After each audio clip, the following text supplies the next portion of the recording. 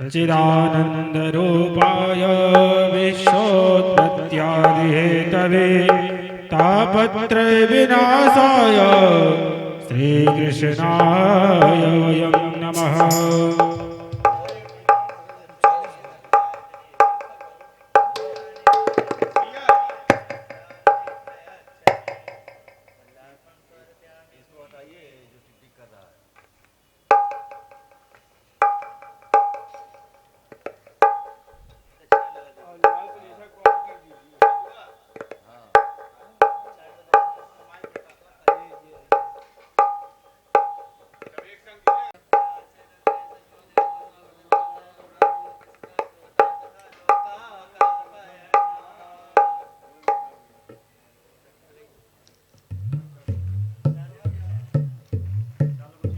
ओम हिरण्यगर्भः समवर्तताग्रे भूतसजातः पतिरेकया श्री सदाधारकृतविद्यामुदेवां कस्मै देवादिकाभिधेयम्।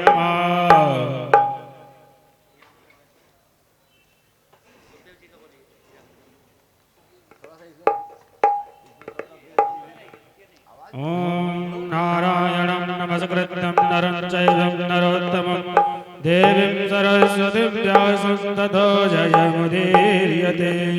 कृष्णाय प्रजन्तमनुपेतमपेतकृत्यं द्वैपायनो विरहकातरो आजुहावा पुत्रेति तन्वतया सर्वोऽभिनेदुस्तं सर्वभूतहृदयं मुनिमानितोऽस्मिन् श्रीसुखदेवाय नमः। ध्यानं पुष्पं समर्पयामि।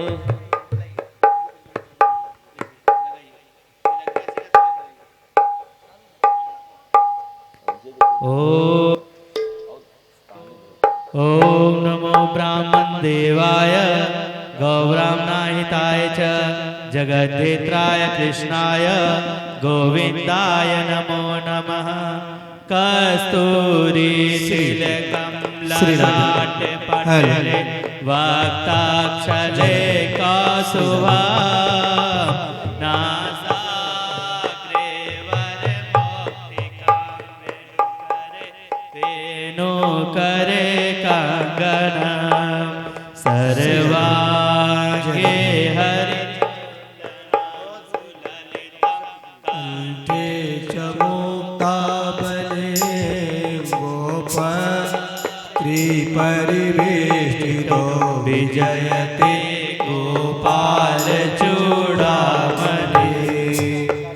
ओम व्यासाय विष्णुरूपाय व्यासरूपाय विष्णवे नमो वै ब्रह्मविदये वासिष्ठाय नमो नमः। ओम सच्चिदानन्दरूपाय विश्वोत्पत्त्यादिहेतवे तापत्रयविनाशाय वयं नमः। ओम जन्माद्यस्य तोऽन्वयादितरतश्चार्थेष्वभिज्ञः स्वराट् तेने ब्रह्महृदाय आदिकवये मुह्यन्ति यत् सूरयः तेजो वारिमृदां यथा विनिमयो यत्र त्रिसर्गो मृषा धाम्ना स्वेन सदा निरस्तकुहकं सत्यं परं धीमहि। ओम वसुदेवसुतं देवं कंसचाणूरमर्दनं देवकी परमानन्दं कृष्णं वन्दे जगद्गुरुम्।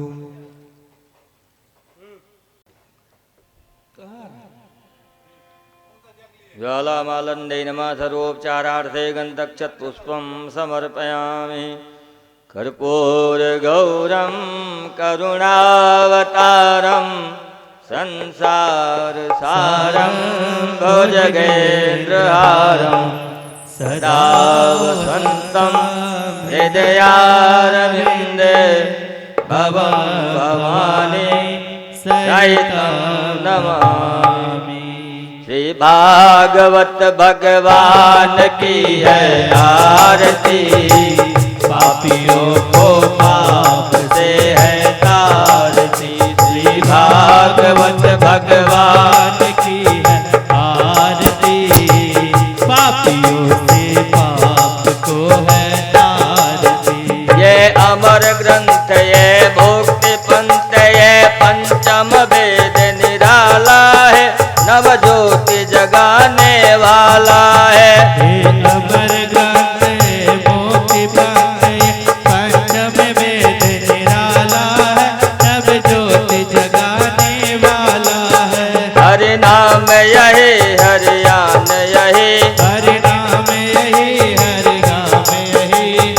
ये मंगल की आरती, पापियों को पाप से है तारती। श्री भागवत भगवान की है आरती, पापियों को पाप से है तारती।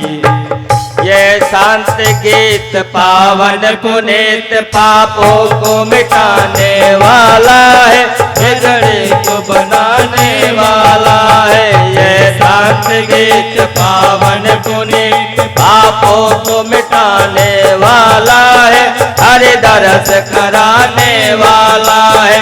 ये सुख करने ये दुख हरणे, ये सुख करने ये दुख हरणी। श्री मधुसूदन की आरती, पापियों को पाप से है तारती।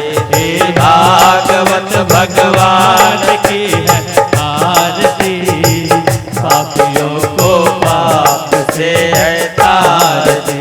ये मधुर बोल पग पंथ कुल सन्मार्ग बताने वाला है, बिगड़े को बनाने वाला है। ये मधुर बोल पग पंथ कुल सन्मार्ग बताने वाला है, बिगड़े को बनाने वाला है। श्री राम यही घनश्याम यही, श्री राम यही घनश्याम यही, श्री राम यही घनश्याम यही, श्री राम यही घनश्याम यही। प्रभु की महिमा की आरती, पापियों को पाप से है तारती। श्री भागवत भगवान की है आरती, पापियों को पाप से है तारती। पापियों को पाप से है तारती। जले शीतले कर्णं पुष्पे देवाः वन्दिताः।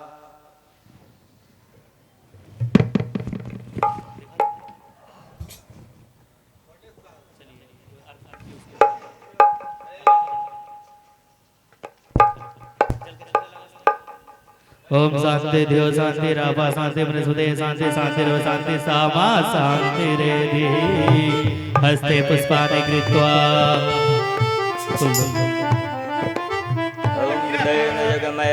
देवास्तानि धर्माणि प्रथमानि अचन्ते अनाकं महिमानः सचत पूर्वे साध्या सन्ति देवा। सेवन्ति कावकुल चंपक पाटलाब्जे पुण्या जनाधिकर विरसाल पुष्पे बेलवा प्रवाल तुलसी दल मंजरे त्वं पूजयामि जगति स्वर में प्रसिद्ध। नाना सुगंध पुष्पाणि यथाकालोद्भवानि च पुष्पांजलि मया दत्ता गृहाणां परमेश्वरी। तमेव माता च पिता तमेव तमेव बन्धो च सखा तमेव तमेव विद्या तमेव तमेव सर्वं मम देव देव पापोऽहं पापकर्मः पापात्मा पाप संभवः त्राहि मां पुण्डरीकाक्ष सर्व पाप हरो भव। बोलिए भागवत भगवान की जय, व्यास जी महाराज की जय। सुखदेव जी नारायणं नमस्कृत्यं नरं चैव नरोत्तमं देवी सरस्वती व्यासो ततो जयमुदीरयेत्। जय जय श्री राधा रमण, जय जय नवल किशोर, जय गोपी चित चोर प्रभु, जय जय माखन चोर, जय जय माखन चोर। बोले वृंदावन बिहारी लाल की जय। श्रीमद् भागवत महापुराण की जय। श्री व्यास जी महाराज की जय। वीर बजरंग बली की जय। श्री सुखदेव जी महाराज की जय। जय हो। आइए अपने वाणी को पवित्र करें। सभी भक्त अपना अपना स्थान ग्रहण करें। आइए कथा में प्रवेश करने से पूर्व अपने हृदय के अंदर एक काम क्रोध मद लोभ मत्सर है उसको दूर भगाएं। लाडली जी के चरणों में, श्यामा जी के चरणों में अपने मन को लगाते हुए एक भक्त कहता है, हे लाडली जी, मैं सारे संसार घूम करके देख आया, कहीं मेरा मन स्थिर नहीं हुआ। अब मैं आपके चरणों को छोड़ करके कहीं जाने वाला नहीं हूँ, इसीलिए आप अपने चरणों में मुझे लगाएं, अपने बरसाने में ही मुझे स्थान दे ऐसा। आइए सब मिल करके राधा रानी से प्रार्थना करें।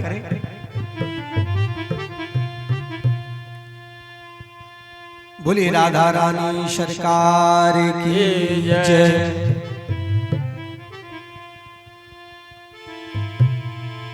राधा मेरी स्वामिनी,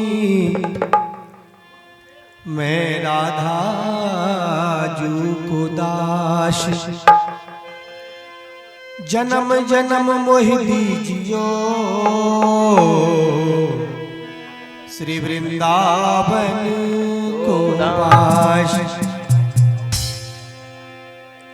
बोलिए श्यामा मैया की जय, लाडली सरकार की जय, बरसाने वारी की जय।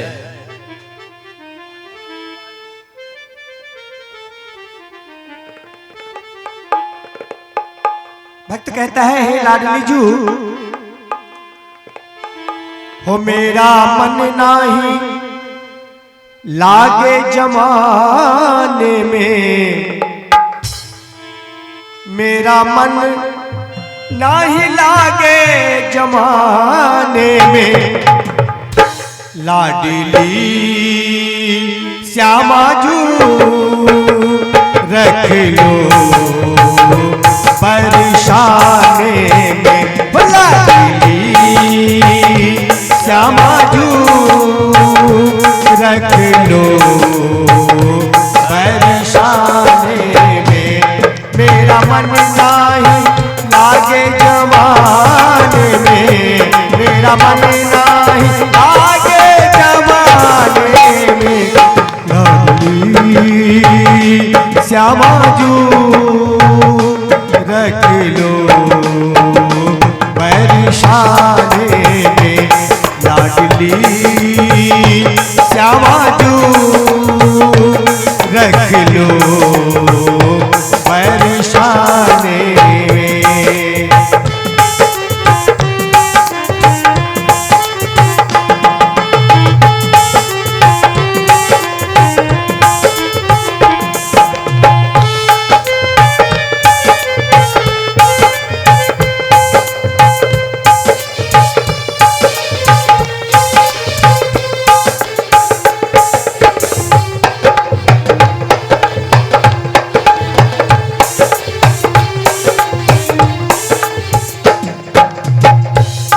आप सुनती रहे मैं सुनाती रहूं, आप सुनती रहे मैं सुनाती रहूं। आप लोग भी मीठा मीठा तालियां बजाते हुए लाडली सरकार से अपनी अर्जी सुनाएंगे, और ध्यान से सुनाने के बाद में आपको ऐसा लगेगा कि मैं अभी बरसाने में बैठा हूं, न कि अपने घर में। आप सुनती रहे मैं सुनाती रहूं, आप सुनती रहे मैं सुनाती रहूं, प्रेम से भाव से गीत गाती रहूं, प्रेम से भाव से गीत गाती रहूं। अच्छी गुजरेगी हो अच्छी गुजरेगी सुनने सुनाने में, अच्छी गुजरेगी सुनने सुनाने में, लाडली श्यामा जू रख लो परेशाने में, हो लाडली श्यामा जू रख लो परेशान।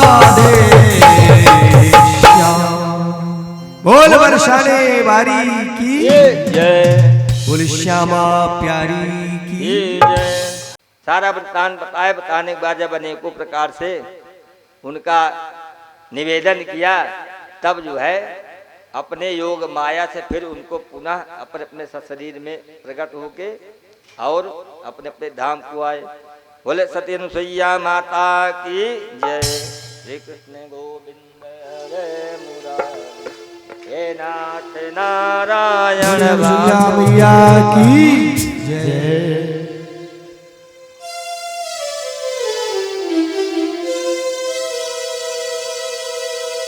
अरे झूल रहे तीन देव, झूल रहे तीन देव बनकर के ललना, माता अनुसुईया ने डाल दिया पालना। ऐसे भारत की हमारी माताएं हैं ये अपने सतुत्व के बल पर भगवान को भी छोटे छोटे बालक बना करके अपने आश्रम में रख लेते हैं। और उतना नहीं, भगवान से वरदान भी ले लेते हैं और तीनों त्रिदेव को बालक बन करके उनके गर्भ में भी आना पड़ता है। तो आइए, ये भजन सबको मालूम है आप लोगों को, थोड़ा सा आनंद लें। झूल रहे तीन देव बनकर के ललना, माता अनुसुईया ने डाल दिया पालना, माता अनुसुईया ने डाल दिया पालना, माता अनुसुईया ने डाल दिया पालना, माता अनुसुईया ने डाल दिया पालना।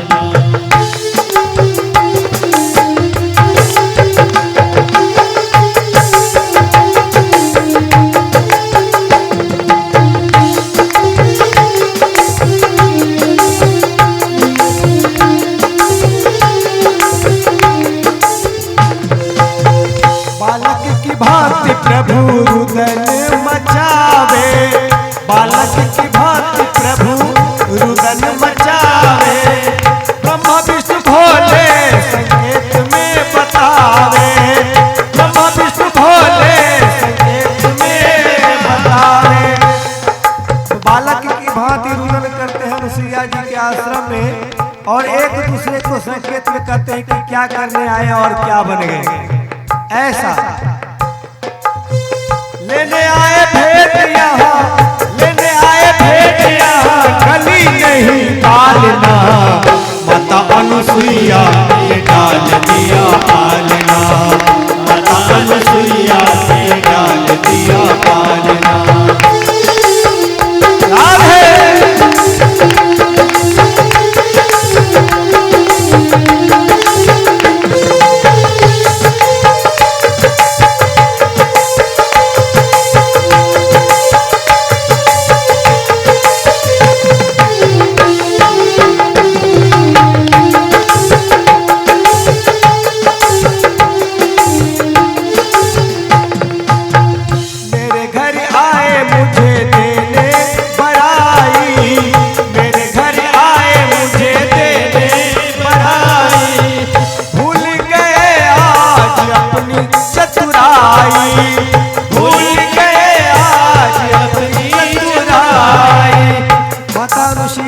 प्रसन्न हो रही है। मेरे घर में आए थे मुझे ही छलने, लेकिन खुद छल गए।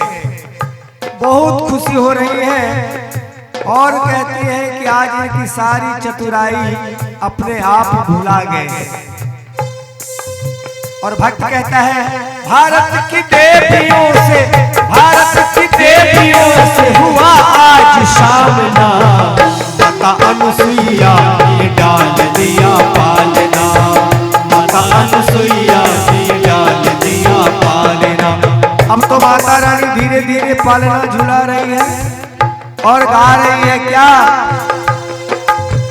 माता अनुसुईया फूली ना सवाती, माता अनुसुईया फूली ना सवाती, गोदी में लेती कभी पालना झुलाती, गोदी में लेती कभी पालना झुलाती। और धन्य धन्य भाग मेरे, माता अनुसुईया कहती है कि आज मेरे भाग जागे जो त्रिदेव पधारे। धन्य धन्य भाग, धन्य धन्य भाग त्रिदेव आए आंगना। माता अनुसुईया ने डाल दिया पालना, माता अनुसुईया ने डाल दिया पालना।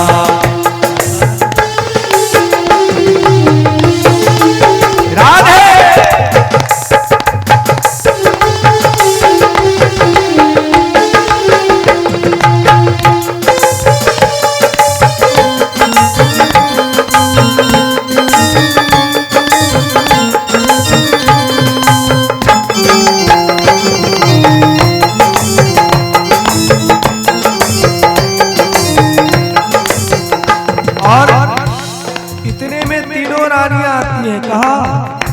अनुसुईया के आश्रम में माँ लक्ष्मी, माँ सरस्वती, मैया पार्वती तीनों का एक ही बहाना है, अपने पति को ढूंढना है।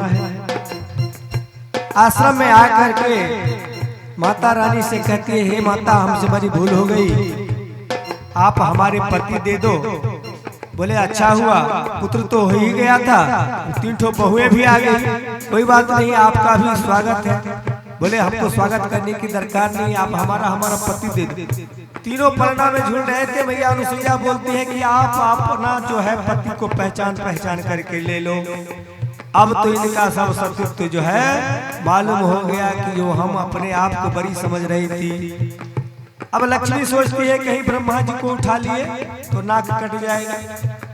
अब ब्रह्माणी सोचती है कहीं हमारे विष्णु भगवान आ गए तो मैं क्या मुंह दिखाऊं। पार्वती सोचती है कि अगर हमको ब्रह्मा जी मिल गए। अब तीनों रानियां चिंता में है, तीनों महालक्ष्मी, महासरस्वती और महाकाली। अंत में माता अनुसुईया के चरण पकड़ लेती है, कहती है माँ ये हमसे संभव नहीं है, आप हमारे पति को अपने स्वरूप में परिणत कर दो। माता अनुसुईया जल लेती है हाथ में और अपने पति के चरणों का ध्यान करके और जल उन तीनों बालकों को ऊपर में छिड़क देती है। विष्णु भगवान जो बालक बने हुए हैं विष्णु के रूप में, शंकर भगवान शंकर के रूप में और ब्रह्मा जी ब्रह्मा के रूप में परिणत हो गए। अब तीनों रानियां अपने अपने पति को लेकर के प्रसन्न होती हैं, लेकिन भगवान त्रिदेव कहते हैं कि अनुसुईया आपके तपस्या से, आपकी सेवा से मैं बहुत प्रसन्न हूँ, आप वरदान मांगो। माता अनुसुईया तीनों त्रिदेव से हाथ जोड़ करके कहते हैं कि मेरे कोई पुत्र नहीं है, मुझे अगर आप वरदान देना चाहते हैं तो आप तीनों बालक बन करके ही मेरे गर्भ से उत्पन्न होइए। और ऐसा वरदान दे करके ब्रह्मा विष्णु महेश, चंद्रमा और जो बड़े क्रोधी थे दुर्वासा जी, शंकर जी दुर्वासा बने, ब्रह्मा जी चंद्रमा बने और विष्णु जी क्या बने, जो पहले हाथ उठाएंगे उनको 56 करोड़ मिलना है।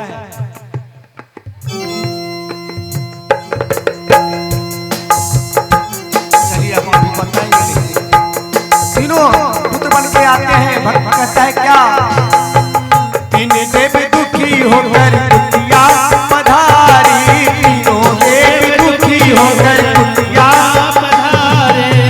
माता मोह पति के दो बिनती हमारी, माता मोह पति के ओ बिनती हमारी। तीन पुत्र तीन बधू, तीन पुत्र तीन बधू आई मेरे आंगना।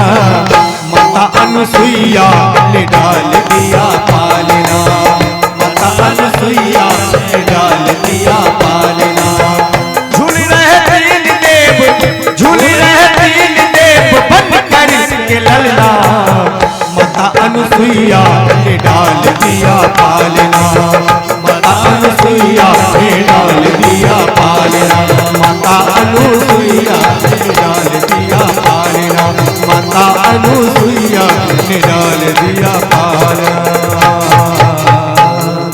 बोली माता अनुसुईया की, बोली भागवत भगवान की। जय, व्यास जी महाराज की जय, भक्त और भगवान की जय जय। जय श्री राधे, जय जय श्री राधे, जय जय श्री राधे। श्री सुखदेव जी महाराज परीक्षित से प्रश्न किए कि मनु महाराज की 3 कन्याएं थीं।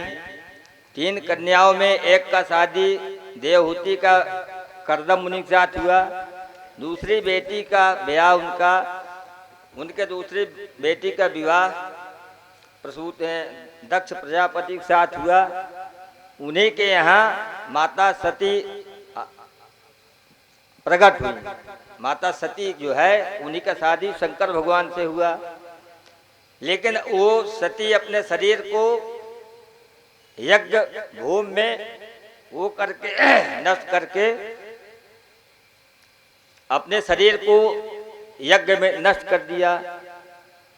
तो राजा बोले कि महाराज ये कैसे हुआ कि माता सती ने अपने शरीर को योग अग्नि में क्यों भस्म किया? तो बोले कि सुनो, जब दक्ष को ब्रह्मा जी ने राजा घोषित किया तो उसके अंदर अहंकार आ गया। भाई कोई प्रधानमंत्री बन जाता तो उसका पावर अलग होता है, प्रधानमंत्री ज्यादा उसके नौकरों का पावर होता है। कोई मुख्यमंत्री बन जाता उसका पावर होता है। सबको अपने अपने पद का अहंकार होता है। तो बोले कि जैसे ही दक्ष को ब्रह्मा जी ने घोषित किया कि तुम आज के बाद देवताओं के प्रजापति हो, वैसे ही दक्ष को अहंकार हो गया। तो उसने एक सभा बुलाया कि इसमें स्वागत समारोह होगा। जब बड़े बड़े नेताओं के लिए स्वागत समारोह होता है ना, तो दक्ष ने स्वागत समारोह रखा। उसमें समस्त देवी देवताओं को बुलाया। बुलाने पर जैसे ही सब देवता लोग पहुंचे, ब्रह्मा और विष्णु महेश तीनों ये भी थे, क्रमशः बैठे हुए थे। जिस समय पे दक्ष अपने गेट से अंदर प्रवेश किया, जितने भी सब लोग बैठे थे सब खड़े होकर हाथ जोड़ने लगे। हाथ जोड़ के खड़े हो गए, लेकिन शंकर भगवान और विष्णु भगवान और ब्रह्मा जी तीनों ज्यों करते वैसे बैठे ही थे। जब बैठे थे तो दक्ष ने तो देखा लेकिन कुछ बोला नहीं। सीधे सामने आके देखा कि मन में सोचा कि भाई ब्रह्मा तुम्हारे पिताजी हैं, ये नहीं खड़े हुए तो कोई बात नहीं, और विष्णु साक्षात नारायण हैं, वो नहीं खड़े हुए तो ठीक है, लेकिन ये मेरा दामाद है, इसको तो चाहिए कि कम कम मेरा सत्कार करना चाहिए। तब दक्ष ने समस्त सभा में जितने प्रजा लोग थे शंकर भगवान का अपमान करने के लिए बोला कि सुनो सुनो, मैं आपको एक असभ्य आदमी से मिलवाता हूँ। एक असभ्य इस जो है सभा में बैठा हुआ है, उससे मैं मिलवाता हूँ। तो सारे एक एक को देखने लगे कि भैया इस सभा में असभ्य कौन है। दक्ष महाराज ने किसको असभ्य कहा? तो दक्ष बोलता कि इधर उधर मत देखो, असभ्य जो है कहीं बाहर नहीं, यहीं बैठा हुआ है। बोले कि ये जो मेरा दामाद है शंकर, ये जो है सबसे असभ्य है। इसके अंदर ये ज्ञान नहीं है कि छोटों का बड़ों का कैसे सम्मान करना चाहिए। अब शंकर भगवान के साथ नंदी थे, नंदी कुपित होने लगे कि ये तो जो है हमारे स्वामी का अपमान कर रहा है। तो शंकर भगवान बोले कि शांत रहो, अभी जो है कुछ मत बोलो। बोले नहीं महाराज, ये आपका अपमान पे अपमान कर रहा है, अब मुझसे बर्दाश्त नहीं होता।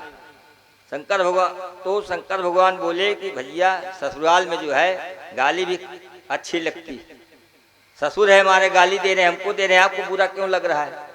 जो इनकी इच्छा हो इनको देने दीजिए, लेकिन बोलो कुछ मत। जब दक्ष ने शंकर भगवान को कहा कि गृहीत्वा मृगसावश्च पाणे मरकट लोचना प्रत्युत्थान विवाहार्थे वाचस्य कृतनोदितम। शंकर भगवान को बोला को इसको देखो, ये बंदर की नेत्र वाला मरकट लोचन, मरकट माने बंदर। शंकर भगवान को बोला कि ये मरकट लोचन बंदर के नेत्र वाला भस्म विभूति लगाता है, अमंगल शरीर में सर्पों को धारण करता है, कानों में बिच्छू को लगाता है, ऐसे मरकट लोचन को मैंने अपनी सुंदर कन्या ब्याह दिया। तो एक बोला क्यों आप ब्याह है? बोले कि हमारे पिताजी ब्रह्मा जी के कहने पे मैंने ब्याह, नहीं तो मैं इसको ब्याहता, क्योंकि इसका स्थान ही ऐसा है कि प्रेतासु घोरासु भूतई गणेशा, इसके सब जो है भूत प्रेत गण है, और ये रहता कहाँ है? श्मशान में रहता है। इसलिए यदि ब्रह्मा जी नहीं बोले होते तो मैं इसके साथ कभी ब्याह नहीं करता। मेरी मृगलोचनी पुत्री और इस मरकट लोचन के साथ मैंने ब्याह दिया। अनेकों प्रकार से अपशब्द जो है सुनाना चालू कर दिया शंकर भगवान को। तो नंदी महाराज बोले कि महाराज अब हमसे बर्दाश्त नहीं होता। बोले शांत रहो, जब समय आएगा तो देखा जाए, अभी तुम कुछ मत बोलो। उनका इशारा पाके फिर शांत हो गए। तो दक्ष ने जो है शंकर भगवान से द्वेष करके जब उनका बहुत अपमान किया तो शंकर भगवान वहां से सीधे चले आए। उनके जाने के बाद जो उसने घोषणा किया कि जो है मैं एक अश्वमेध यज्ञ करूंगा और इस यज्ञ में इस शंकर को भाग नहीं मिलेगा। शंकर भगवान को श्राप दे दिया कि इसमें जो है इसको भाग नहीं मिलेगा। जैसे हवन वन होता है तो हवन के नीचे जितनी भी सामग्री गिरती है वो सब शंकर रुद्रों का अंश है, इसलिए उसको जो है उठा के नहीं डालना चाहिए हवन कुंड में। तो बोले कि इस यज्ञ में शंकर भगवान को भाग नहीं मिलेगा। और सबको आवाहन किया, लेकिन सबको निमंत्रण कार्ड भेजा, शंकर भगवान को नहीं भेजा कार्ड। जब कार्ड नहीं भेजा तो भगवान को सब अंतर्यामी भोले बाबा। लेकिन ये बात सती जी से शंकर भगवान ने नहीं बताया कि इतनी इतनी बात हो गई। अब समय बीतता गया, जब यज्ञ का समय आया और दक्ष अपने यहाँ यज्ञ करवाने के लिए उद्यत हुआ, समस्त ब्राह्मणों को आवाहन किया। भृगु थे, उषा ब्राह्मण थे, उषा पंडित, भृगु थे जो ये ज्योतिष के कर्मकांड है। ये जिस समय पे शंकर भगवान को दक्ष उल्टा सीधा प्रवचन कर रहा था तो सब अपने दाढ़ी में दे दे के हंस रहे थे, जो है आनंद ले रहे थे। तो नंदी ने श्राप दिया था कि सारे जितने ब्राह्मण भी हाथ दे रहे, कोई ताली पीट रहा है, इनको सबको समय आने पर प्रसाद मिलेगा, जरूर दंड मिलेगा, सब दंड के भागी होंगे। अब इधर जब उनका यज्ञ की तैयारी होने लगी और यज्ञ का समय आया, यज्ञ का समय आने के बाद सारे देवी देवता अपने अपने विमान से चलने लगे। तो सब देवी देवताओं भी ईर्षा होती है, मनुष्य में नहीं। देवी देवता भी एक एक से जलते हैं। तो सब सोचे कि शंकर भगवान का निमंत्रण नहीं गया, इसलिए इनके कैलाश पर्वत होके सब लोग अपना अपना विमान लेके चलो। तो सब कैलाश पर्वत होके अपना जब विमान लेके चलने लगे, तब माता सती ने शंकर भगवान से कहा कि स्वामी कोई कहीं उत्सव हो रहा है क्या? तो भोले बाबा बोले कि आपसे क्या लेना देना, उत्सव होता हो या ना होता हो। बोले नहीं स्वामी, हमको तो मालूम होना ही चाहिए। तो सती जी को मालूम हुआ कि हमारे पिताजी ही यज्ञ कर रहे हैं। तो उन्होंने भोले बाबा से ये नहीं कहा कि हमको भी जाने के लिए जाने दीजिए। वो अपने भोले बाबा से कहते हैं कि प्रजापते ते ससुरस्य संप्रतम निर्यापितो यज्ञ महोत्सवा किल वयम तत्राभिसराम वामते यद्यातनम विविधा व्रजंती। स्वामी आपके ससुर के यहाँ यज्ञ महोत्सव हो रहा है, ये नहीं कहा कि मेरे पिताजी के यहाँ हो रहा है। आजकल की बेटी हो तो तुरंत बोलेंगे कि हमारे पिताजी ये कर रहे हैं, वो कर रहे हैं। लेकिन सुखदेव जी कहते कि माता सती ने कहा कि शंकर भगवान से कि आपके ससुर जी यज्ञ महोत्सव कर रहे हैं।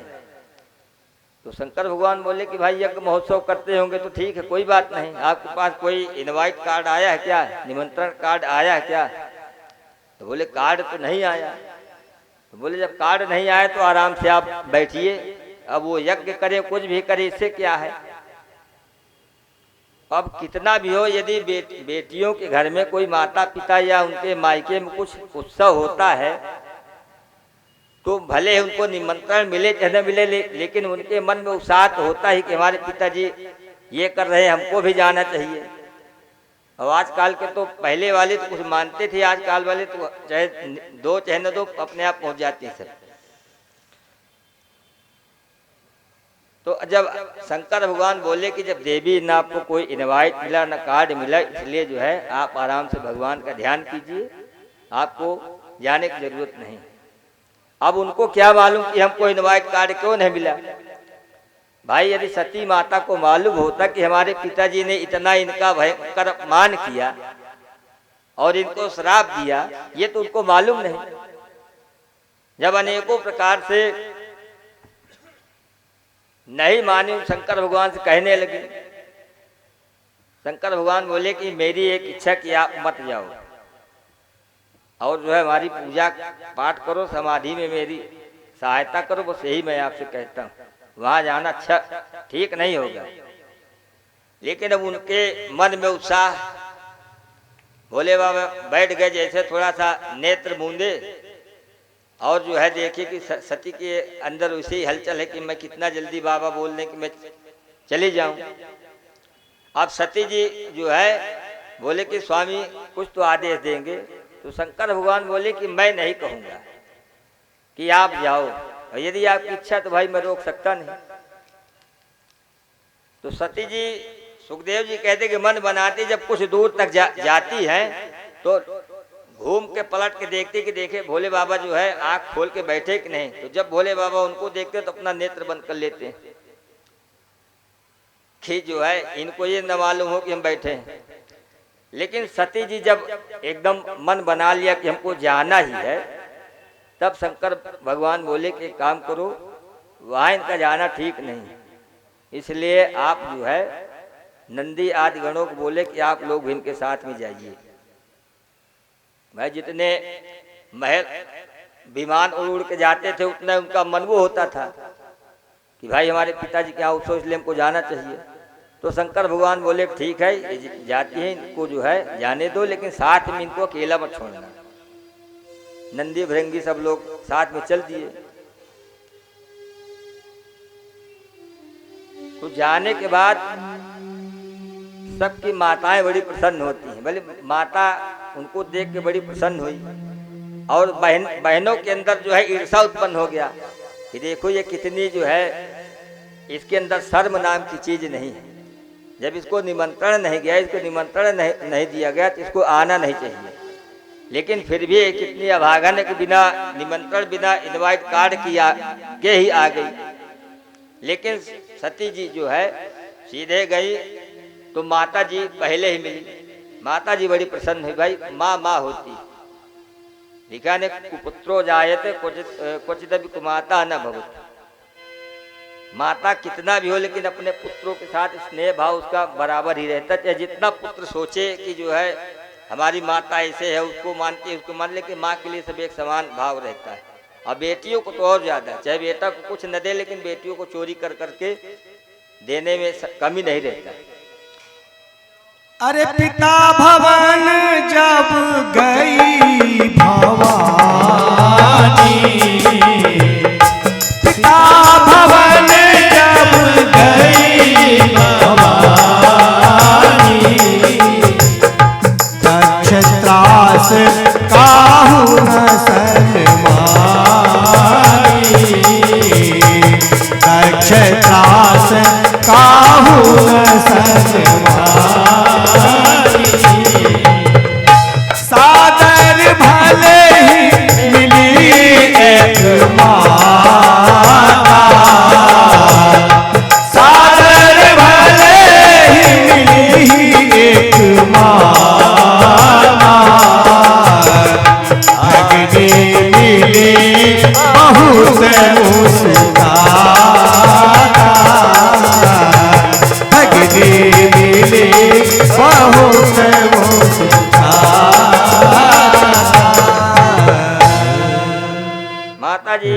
के मिली, बड़ी प्रसन्न हुई कि बेटी बहुत अच्छा हुआ कि तू भी यज्ञ में आ गई।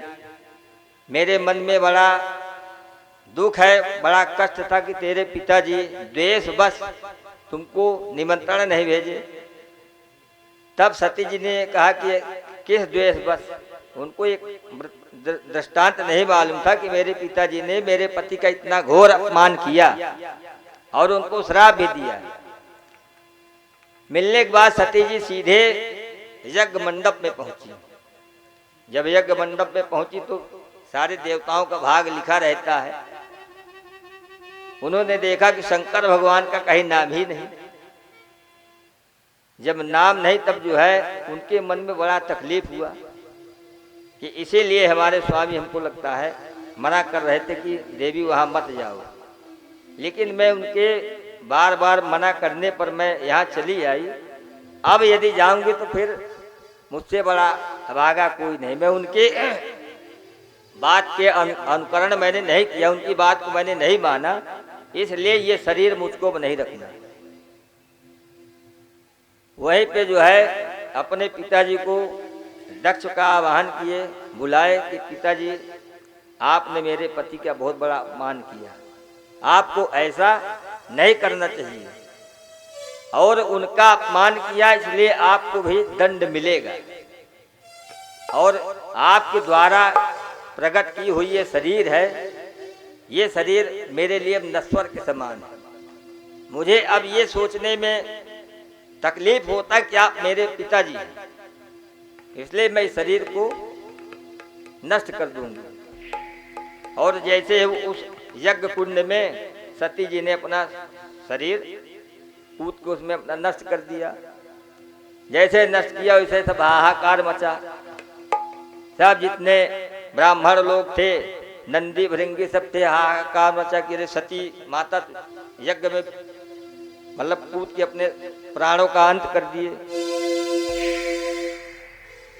वहां से शंकर भगवान को मालूम हुआ ये ऐसा ऐसा हुआ। शंकर भगवान वहीं पे तुरंत अपने जटा से चूल उखाड़ा और जमीन में पटका, वीरभद्र प्रकट हो गए। बोले कि सीधे जाओ दक्ष की यज्ञ में, सब यज्ञ विध्वंस कर दो, कोई बचे ना, सबको दंडित करो। एक भी जितने दाढ़ी कोई हिला रहा था, कोई हाथ पीट रहा था, इनको सबको दंडित करो, ये मेरी आज्ञा है। अब इधर पहुंचे यज्ञ में, सबको उषा पंडित उनके कोई दाढ़ी नोच लिया, भृगु महाराज उनका दांत तोड़ दिया और दक्ष का मुंडी मरोड़ के उसे यज्ञ में स्वाहा कर दिए। जब स्वाहा किए तो सब हाहाकार मचा कि भाई अब तो दक्ष महाराज ही नहीं रहे, अब क्या किया जाए। शंकर भगवान जो है उनके शरीर को उस यज्ञ से लेके भ्रमण करने लगे। जो जहां जहां उनका अंश गिरा है वही सब सिद्धपीठ है। इसके बाद भोले बाबा सीधे अपने कैलाश पर्वत पे आए। सब देवता लोग एकत्रित हुए, बोले कि अब क्या किया जाए। ये तो सब उल्टा का सीधा हो गया। बोले अब कुछ नहीं, सीधे चल के सब देवी देवता लोग भोले बाबा को मनाओ। अब बिना उनके शरण में चलने से कुछ नहीं होगा। सब लोग आके शंकर भगवान से आराधना किए, प्रार्थना किए। कर्पूर गौरम करुणावतारम संसार सारम भुजगेन्द्रहारम सदा वसंतम हृदयारविंदे भवं भवानी सहितं नमामि भवं भवानी सहितं नमामि। बोलिए शंकर भगवान की जय। बाबा तो कैलाश बसे, संग में गौरी गणेश, सब भक्तों की विनती दर्शन दीजो महेश। बोलिए शंकर भगवान की जय।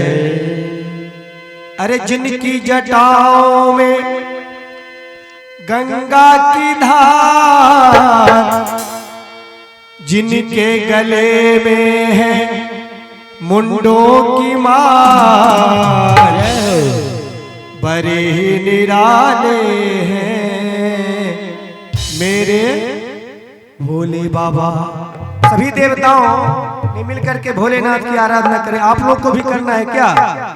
जिन भक्तों को भोलेनाथ को मनाना है दोनों हाथ उठा लेंगे और प्रेम से बोलेंगे क्या? अरे बड़े ही निराले हैं मेरे भोले बाबा। बोलिए बड़े ही निराले हैं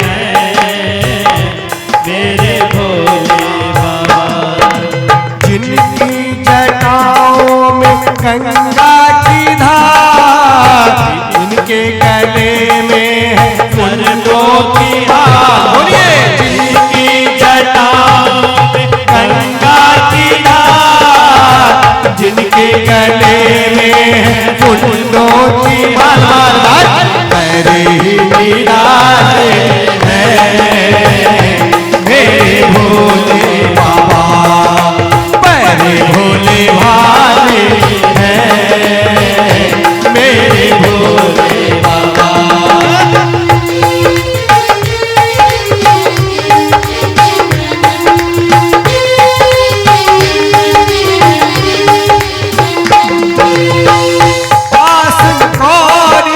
रखते भोला भरते हैं सबके खजाने।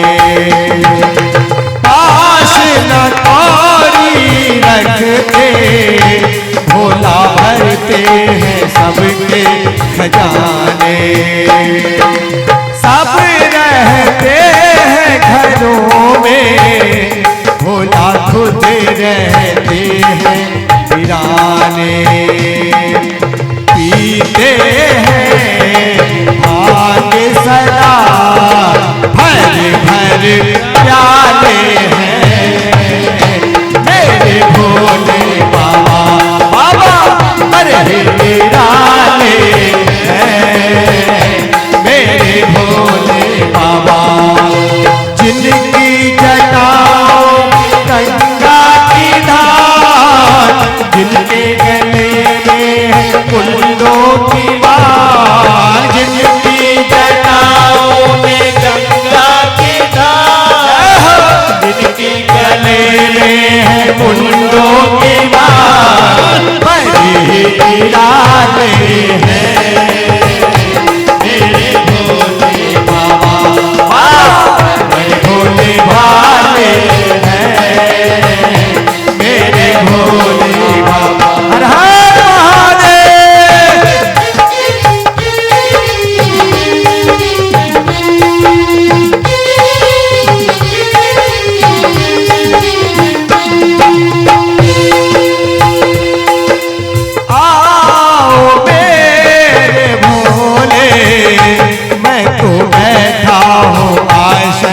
बिछाए।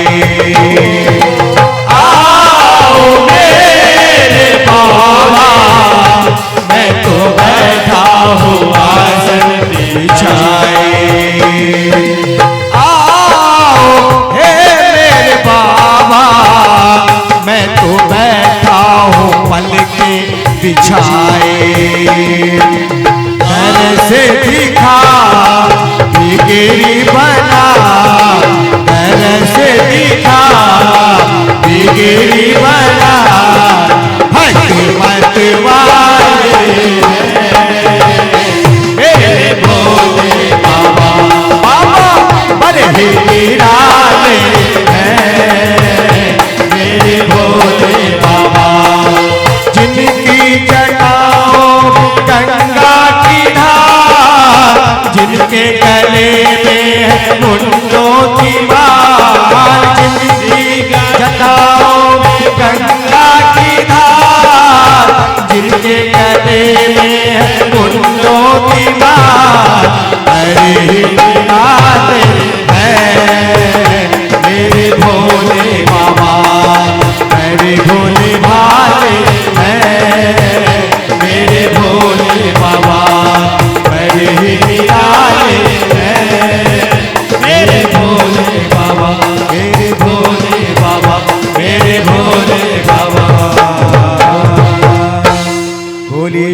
शंकर भगवान की जय। बोली भागवत महापुराण की, भक्त और भगवान की, व्यास जी महाराज की जय। राजा परीक्षित ने प्रश्न किया कि महाराज, मनु के जो 2 पुत्र थे उनके पुत्रों के भी कथा सुनाइए, उनके पुत्रों का क्या हुआ। तब बताते कि उनके 2 पुत्र थे, उत्तम और उत्तानपाद। प्रियव्रत और उत्तम। बोले कि उत्तानपाद के पुत्र हुए ध्रुव। उनकी 2 पत्नियां थी। एक पत्नी का नाम था सुनीति, दूसरे पत्नी का नाम था सुरुचि। जो दूसरे के कहने पे चले या अपने रुचि से चले उसको कहते हैं सुरुचि। उन्होंने कहा कि उत्तानपाद महाराज के 2 पत्नियां थी, दोनों के एक एक पुत्र थे। एक का नाम था उत्तम, दूसरे का नाम था ध्रुव। तो ध्रुव जी जो है अपने माता जी के साथ अलग रहते थे। जब उन्होंने दूसरी शादी की तो अपने दूसरी पत्नी को अलग महल बनवा के दे दिया कि देवी आप वहाँ रहिए। क्योंकि जो दूसरी शादी सुरुचि के साथ की, बोले कि अगर ये रहेगी तो मैं साथ में नहीं रहूंगी, इसलिए इसको आप अलग कीजिए तब मैं आपके साथ में रहूंगी। बोले ठीक है देवी। तो उनको अलग महल बनवा के रखते थे। जब दोनों के पुत्र हुए तो एक समय सुरुचि प्रेयसी प्रत्य यच्चराचा ध्रुवा एकदा सुरुचे पुत्र मात्रेण लालना तस्मात् आराध्यम पुरुषम तस्मैनुग्रहणेन वै गर्भे त्वं तव साधनात्मा दीक्षति नृपात्मना। एक दिन ध्रुव जी महाराज गए और अपने पिताजी के गोद में बैठ गए। जब गोद में बैठ गए वैसे जो है माता सुरुचि पहुंची और पकड़ के उनके बाह को धक्के मार के बाहर कर दिया। बोले कि उठ, तुम्हारा इनके जो है गोद में बैठने का अधिकार नहीं। तो बोले क्यों माता, ये भी तो आखिर हमारे पिताजी हैं, तो मुझको यदि मैं इनका पुत्र हूं तो इनके गोद में बैठने का मेरा अधिकार क्यों नहीं। बोला ये बात सत्य है कि तुम इनके पुत्र हो, लेकिन तुम मेरा पुत्र नहीं, तू मेरे गर्भ से नहीं जन्म लिया, इसलिए तू इसमें नहीं बैठ सकता। यदि तुमको अपने पिता के गोद में बैठना है तो सबसे पहले तुमको जन्म लेना होगा, और जन्म लेने के बाद भगवान से पहले आराधना करो, उनसे तपस्या करो। तपस्या करने के बाद भगवान से वरदान मांगो। वरदान ये मांगो कि मैं जो है माता सुरुचि के गर्भ में जाऊं, और उस मेरे गर्भ से जब तू उत्पन्न होगा तब तुमको पिताजी के गोद में बैठने का अधिकार है, अन्यथा तू बैठ नहीं सकता। जब उनको ध्रुव जी को अनेकों प्रकार से अपशब्द सुनाए, ध्रुव जी सुन के बड़े कुपित हुए। जैसे कोई सर्प होता है ना, उसको डंडे से मार दीजिए तो एकदम घायल होकर फुफकारता रहता है, ऐसे फुफकारते हुए ध्रुव जी अपने माता जी के पास पहुंचे, सुनीति के पास। तो माता ने बोला कि अरे पुत्र क्या हुआ, किसी ने तुमको डांटा, या किसी ने अपशब्द किया, या किसी ने तुमको मारा। ध्रुव जी ने बोला कि माता जी आज हमको विमाता ने बहुत बड़े बड़े अपशब्द बोले। यदि पता नहीं आपका उनका क्या था, लेकिन फिर भी मैं तुमका पुत्र हूं। मैं जैसे ही राजमहल में गया और पिताजी के गोद में बैठने के लिए जैसे उद्यत थी, वैसे माता जी ने पकड़ के मेरा बाव धक्के मार के निकाल दिए।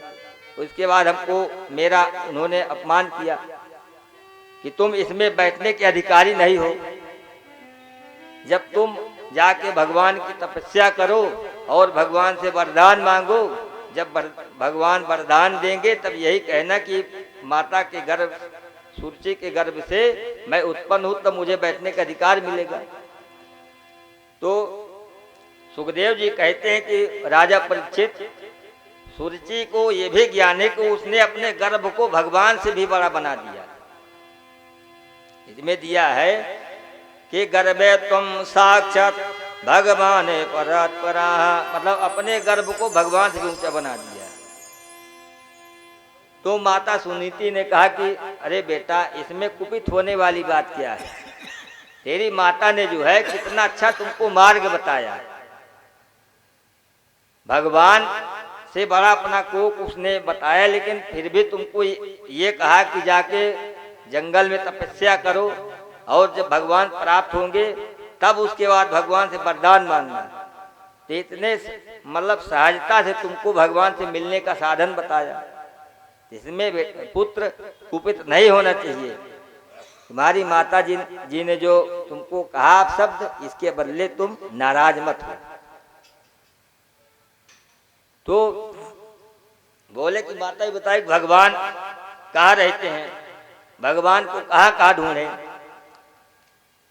तुलसीदास जी कहते हैं ना कि हरि व्यापक सर्वत्र समाना, हरि व्यापक सर्वत्र समाना, प्रेम प्रगट होहि मैं जाना, प्रेम प्रगट होहि मैं जाना, हरि व्यापक सर्वत्र समाना, हरि व्यापक सर्वत्र समाना, प्रेम प्रगट होहि मैं जाना, प्रेम प्रगट होहि मैं जाना, प्रेम प्रगट होहि मैं जाना। माता ने कहा पुत्र, भगवान तो हर जगह है, भगवान को प्रकट करने वाला चाहिए। और भगवान तो सर्वत्र हर चीज में समाये, चाहे मनुष्य हो, चाहे जानवर हो, चाहे जीव, सब में भगवान की कृपा है। अब ये तन्मयता होती कि भगवान को आप किस ढंग से मनाते, किस ढंग से प्रकट करते, तब भगवान प्राप्त होते। वही भगवान जंगल में भी मिलेंगे, वही भगवान घर में भी मिलेंगे। तो माता जी बोले कि पुत्र, जब ध्रुव जी बोले कि भगवान कहाँ मिलेंगे, बोले भगवान हर जगह है। तो बोले कि ठीक है, मैं जा रहा हूँ, भगवान की तपस्या करूंगा और भगवान की तपस्या करके मैं भगवान को प्रसन्न करूंगा और उनसे मैं वरदान मांगूंगा।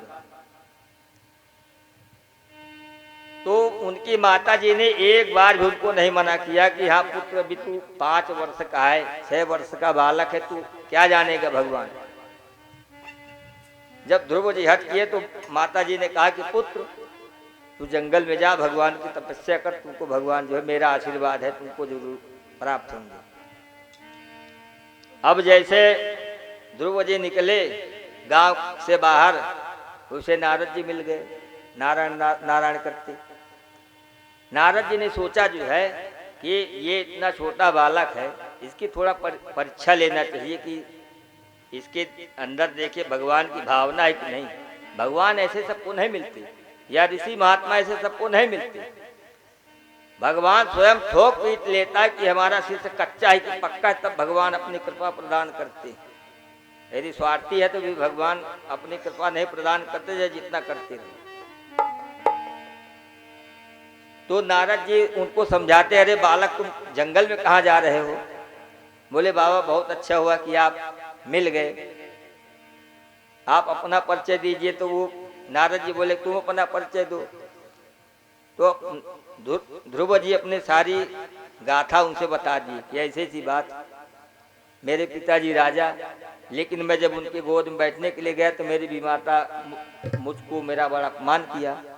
अपमान करने के बाद बोली कि जाओ जंगल में तपस्या करो, और तपस्या करने के बाद जब भगवान मिलेगा तब तुम जो है इस पद के अधिकारी होगे। तो महाराज हमको अपनी माता जी की बात लगी हुई है, इसलिए मैं भगवान को खोजने जा रहा हूँ। नारद जी सोचे कि इतना बोध बालक, इसको ये भी ज्ञान नहीं कि भगवान जंगल में थोड़ी मिलते हैं। बोले बेटा चले जाओ अपने राजभवन, भगवान जंगल में नहीं मिलते। तो बोले तब कहाँ मिलते हैं। बोले भगवान की बड़ी आराधना करना पड़ता है तब भगवान मिलते हैं। तो बोले मैं आराधना करने के लिए तैयार हूं। बोले पुत्र तुम यहाँ आराधना करोगे, कोई जंगली जीव जंतु तुमको ग्रास बना लेंगे, खा जाएंगे, कौन तुम्हारी रक्षा करेगा। जब अनेकों प्रकार से नारद जी समझाए, लेकिन ध्रुव जी एकदम अटल रहे, नहीं हमको तपस्या करना है तो करना है, हम कहीं नहीं जाएंगे, हमको भगवान का आप यदि कुछ जानते हो तो रास्ता बताइए। तब नारद जी बोले कि अहो धन्य है बालक, मैं तेरी परीक्षा ले रहा था, तू अपने मार्ग में एकदम दृढ़ अटल है, इसलिए तुमको भगवान प्राप्ति होगी, मेरा आशीर्वाद है। तो बोले कि महाराज आप कुछ गुरु मंत्र दीजिए, भगवान का कोई मंत्र होगा तब तो हमको भगवान मिलेंगे, अब आप मार्ग बताइए।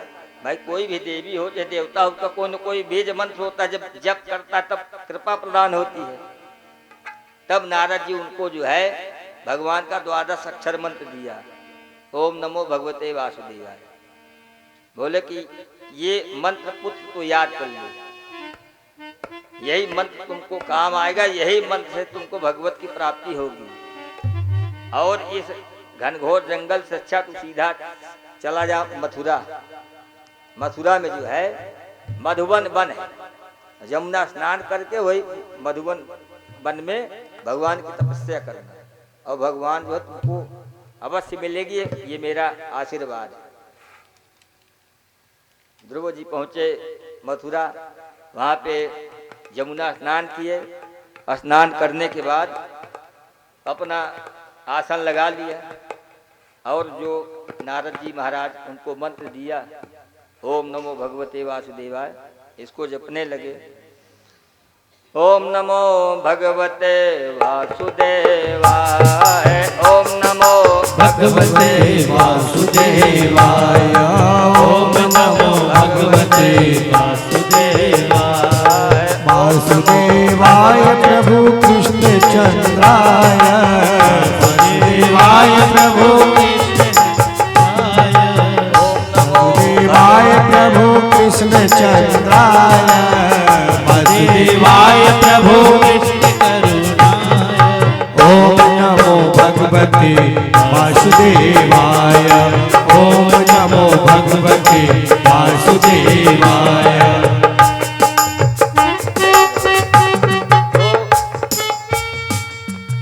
सुखदेव जी बोलते हैं कि ध्रुव जी यही मंत्र से निरंतर जप करने लगे, और 1 महीने तक वो 3 दिन आहार करते थे, फिर 3 दिन बाद मतलब व्रत रहते थे, फिर 3 दिन बाद आहार करते थे। ऐसे करके उनका 1 महीना बीता, लेकिन जब उनका बंद नहीं, वो निरंतर चलता ही रहा।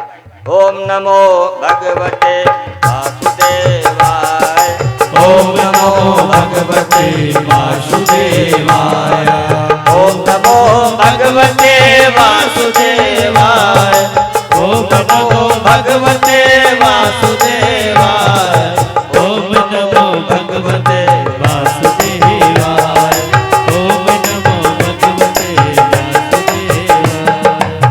फिर बोले कि उनका दूसरा महीना लगा।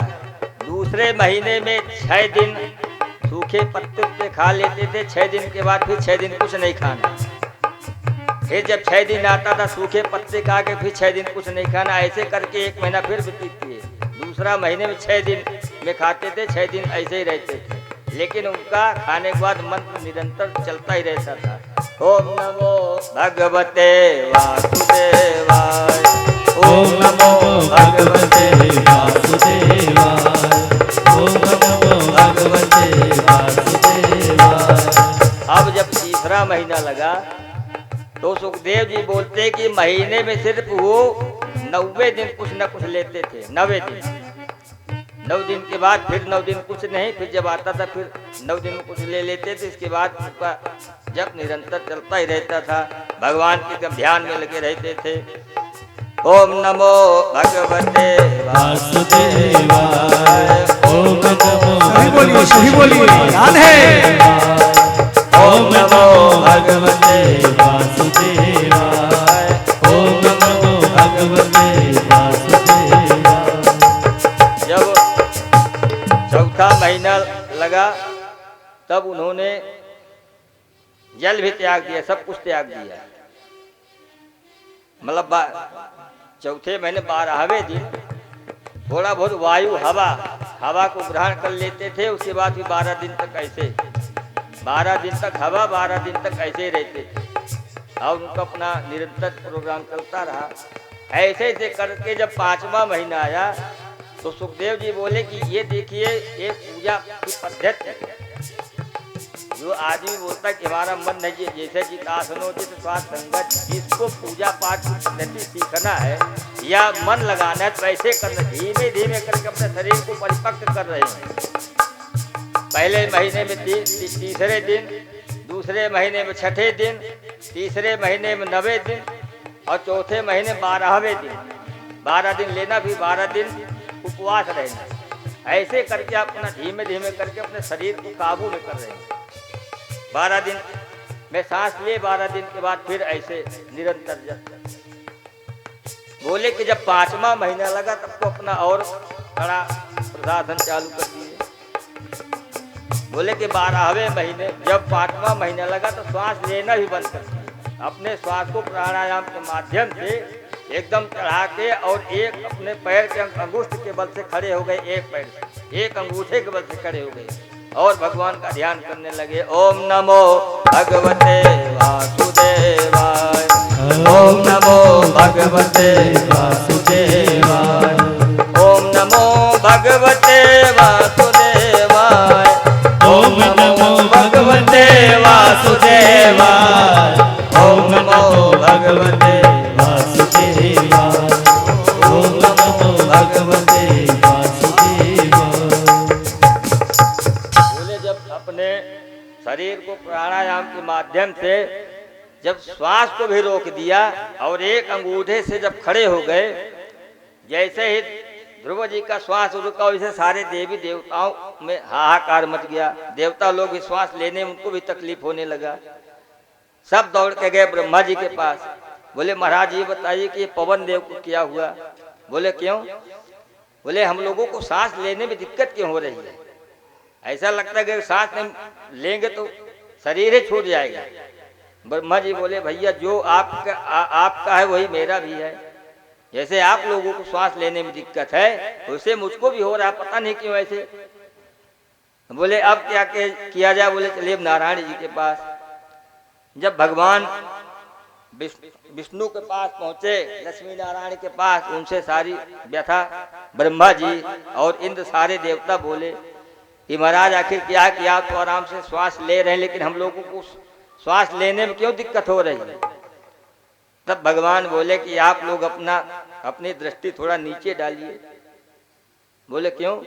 बोले मेरा भक्त जो है इस समय पर प्राणायाम को चढ़ा के अंगुष्ठ के बल से खड़ा होके मेरी तपस्या कर रहा है। जब तक वो सांस नहीं लेगा तब तक आप लोग भी सांस नहीं ले पाएंगे। वो इतना घोर तपस्या कर रहा है, इसलिए मैं जो है उसको जाके जब श्वास वापस दूंगा तब आप लोगों को सांस मिलेगा। तब सारे देवता लोग बोले महाराज जल्दी कीजिए नहीं तो हम लोग गोविंदाय नमो नमो हो जाएंगे। भगवान बोले चिंता मत करो, ऐसा नहीं है, मैं अपने भक्त को जाके दर्शन देता हूँ। और जब प्राणायाम से श्वास को अपने वो किए तब अब ध्रुव जी को भगवान का दर्शन होने लगा। उनकी छटा एकदम उनके हृदय में प्रकट हो गई, उसी में एकदम मुग्ध मग्न हो गए। अब जिसको भगवान का दर्शन होने लगेगा तो उसको फिर खाने पीने का क्या होता रहेगा? नैवं विरामो भगवान प्राणरोधम चराचरस्य अखिल सत्वधाम्ना विरेहि तन्नं व्रजनाति मोक्षणं प्राप्तं वयं त्वं शरणं शरण्यम। भगवान बोले कि चिंता मत करो, मैं जा रहा हूँ, अभी अपने भक्त को दर्शन दूंगा, उसके बाद आप लोगों के श्वास चलने लगेगी। जैसे ही भगवान ध्रुव जी के सामने प्रकट हुए तो जो अंदर की छवि थी वो गायब हो गई। जब गायब हो गई तो ध्रुव जी छटपटा के उनकी जब नेत्र खुले तो भगवान को साक्षात सामने देखे। जब सामने देखे तो ध्रुव जी हंसने लगे।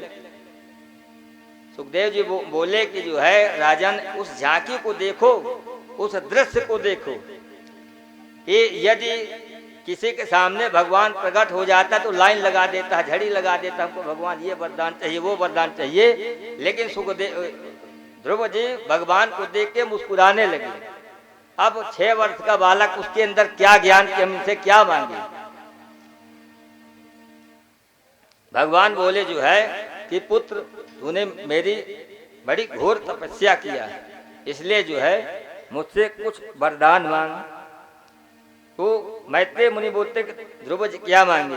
ध्रुव जी कहते हैं कि यौन्ता प्रवेश्य मम वाचनमिं प्रसुप्तम् संजय वयत्न किल शक्ति धरा सुधाम्ना अन्यस्य हस्त चरणाश्रमणाद्वगादीन् प्राणन्नमो भगवते भगवते पुरुषाय तुभ्यम्। उन्होंने भगवान का प्रार्थना किया, निवेदन किया, लेकिन अब ये इच्छा ही नहीं कि हम क्या मांगे। तो भगवान सोचे कि ये भगत कुछ मांगेगा तो है नहीं, तो फिर भगवान अपने शंख को जो है उनके कपोल गाल पे जैसे स्पर्श कराए, वैसे उनको समस्त वेदांग ज्ञान सब कुछ उनको प्राप्त हो गया। समस्त वेदों का सार ही उनके अंदर सब व्याप्त हो गया। जब तब ध्रुव जी से बोले कि अब कुछ मांगो। ध्रुव जी बोले कि महाराज मैं क्या करूंगा, ये यश वैभव। तो भगवान बोले कि तुम आखिर किसी प्रयोजन के लिए तो मेरी तपस्या किए हो, उस प्रयोजन को याद करो। ध्रुव जी बोले कि वो प्रयोजन अब हमको भूल गया। मैं आया था तपस्या करने जो है राजगद्दी के लिए, लेकिन अब मुझको राजगद्दी नहीं चाहिए। अब आपकी इस कृपा मई छटा को मैंने देख लिया, इसलिए अब हमको कुछ इच्छा नहीं मांगने की। भगवान बोले ऐसे नहीं भगत, कुछ न कुछ तो देना ही पड़ेगा।